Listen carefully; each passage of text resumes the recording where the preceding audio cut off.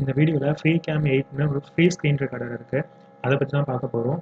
இதில் வந்து water mark வராது, ஸ்க்ரீன் ரெக்கார்டிங் டைம் லிமிட் எதுவும் கிடையாது. சில சாஃப்ட்வேர் எடுத்துக்கிட்டிங்கன்னா 5 minutes 10 minutesன்னு சொல்லிட்டு ஸ்க்ரீன் ரெக்கார்டிங் டைம் லிமிட் கொடுத்துருப்பாங்க. இந்த சாஃப்ட்வேரில் அந்த மாதிரி எதுவும் கிடையாது. இந்த சாஃப்ட்வேரில் எனக்கு பிடிச்ச விஷயம் என்னென்னா, நீங்கள் ஸ்க்ரீன் ரெக்கார்டிங் பண்ணுறது மட்டும் இல்லாமல் ஸ்க்ரீன் ரெக்கார்டிங் எடிட்டிங் கூட பண்ணிக்கலாம். இதில் நியூ ரெக்கார்டிங் கிளிக் பண்ணி நம்ம ஸ்க்ரீன் ரெக்கார்ட் பண்ணலாம். இதில் இந்த மாதிரி தான் வரும். 1280x720 தான் காமிக்கும். இந்த ஆரோ மார்க்கை கிளிக் பண்ணிங்கன்னா நீங்கள் ஃபுல் ஸ்க்ரீனில் ரெக்கார்ட் பண்ணிக்கலாம். செலக்ட் ஏரியா, ஒரு பர்டிகுலர் ஏரியாவை சூஸ் பண்ணி அதை கூட நீங்கள் ரெக்கார்ட் பண்ணிக்கலாம். 720pயில் ரெக்கார்ட் பண்ணிக்கலாம்.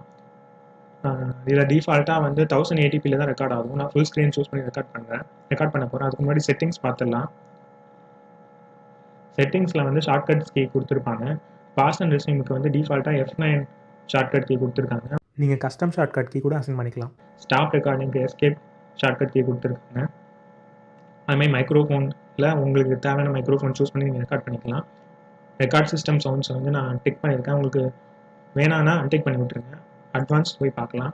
இதில் மவுஸ் இண்டிகேஷனில் show mouse cursor, highlight mouse cursor, enable mouse click sounds எல்லாத்தையும் வந்து நான் எனேபிள் பண்ணியிருக்கேன். உங்களுக்கு வேணான்னா அன்டிக் பண்ணி டிசேபிள் பண்ணிக்கோங்க. இது எல்லாத்தையும் நீங்கள் ஸ்க்ரீன் ரெக்கார்டிங் பண்ணுறதுக்கு முன்னாடியே பண்ணி வச்சுக்கணும். அப்போ தான் உங்கள் ஸ்க்ரீன் ரெக்கார்டிங்கில் அது வரும். இப்போ வந்து நான் ஃபுல் ஸ்க்ரீனை சூஸ் பண்ணி ரெக்கார்ட் பண்ண போகிறேன்.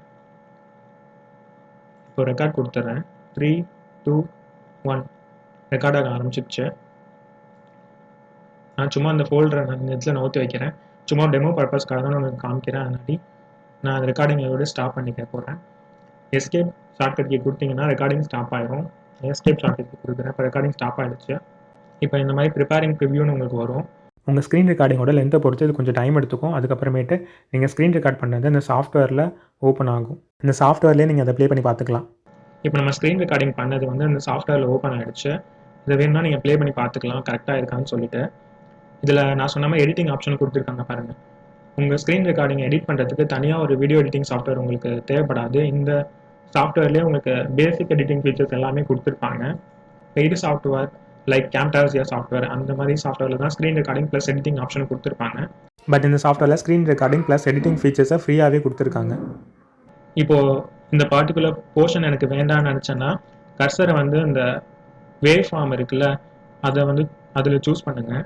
ஃபஸ்ட்டு இந்த ஏரியாவை செலக்ட் பண்ணிக்கோங்க. எதுலேருந்து எது வரையும் எந்த போர்ஷன் வரையும் உங்களுக்கு வேணாம்னு டிசைட் பண்ணிவிட்டு மவுஸை ரைட் கிளிக் பண்ணிவிட்டு டெலீட்னு கொடுத்தீங்கன்னா அது போயிடும். கண்ட்ரோல் இசட் கொடுத்தீங்கன்னா திரும்பவும் வந்துடும். ஏதாவது ஒரு போர்ஷனில் உங்களுக்கு ஆடியோ மட்டும் வேணாம்னு நினச்சிங்கன்னா, அதாவது வீடியோ வேணும் ஆடியோ மட்டும் வேணாம்னு நினச்சிங்கன்னா அந்த போர்ஷனை மட்டும் செலக்ட் பண்ணிவிட்டு ரைட் கிளிக் பண்ணி சைலன்ட் செலெக்ஷன் கொடுத்தீங்கன்னா ஆடியோ மட்டும் போயிடும். வீடியோ இருக்கும், ஆடியோ மட்டும் போயிடும்.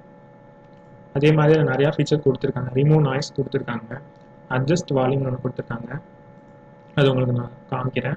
அட்ஜஸ்ட் வால்யூமை கிளிக் பண்ணி அந்த ஆடியோ இருக்குல்ல, அதோட சவுண்டை வந்து நீங்கள் இன்க்ரீஸ் பண்ணிக்கலாம். இப்போ நான் இன்க்ரீஸ் பண்ணுறேன் பாருங்கள். இப்போ அந்த வேவ் ஃபார்மை கவனிங்க, அது இன்க்ரீஸ் ஆகும் பாருங்கள். இப்போ இன்க்ரீஸ் ஆகிடுச்சு. எந்த அளவு ஆடியோட வால்யூம் இன்க்ரீஸ் பண்ண நினைக்கிறீங்களோ அந்த அளவு வச்சுட்டு ஓகே கொடுத்தீங்கன்னா வால்யூம் வந்து உங்களுக்கு இன்க்ரீஸ் ஆகிடும். இதில் ஃபேட் இன் ஃபேட் அவுட் ஆப்ஷன் கூட கொடுத்துருக்காங்க.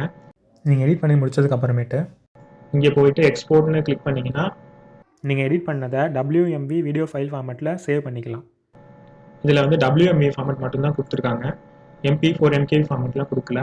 இந்த ஃப்ரீ ஸ்க்ரீன் ரெக்கார்டிங் சாஃப்ட்வேரை நீங்களும் டவுன்லோட் பண்ணி யூஸ் பண்ணி பாருங்கள். இதே மாதிரி இன்னொரு இன்ட்ரெஸ்டிங்கான வீடியோவில் உங்கள் எல்லாரையும் மீட் பண்ணுறேன். பாய் எவ்ரிவன்.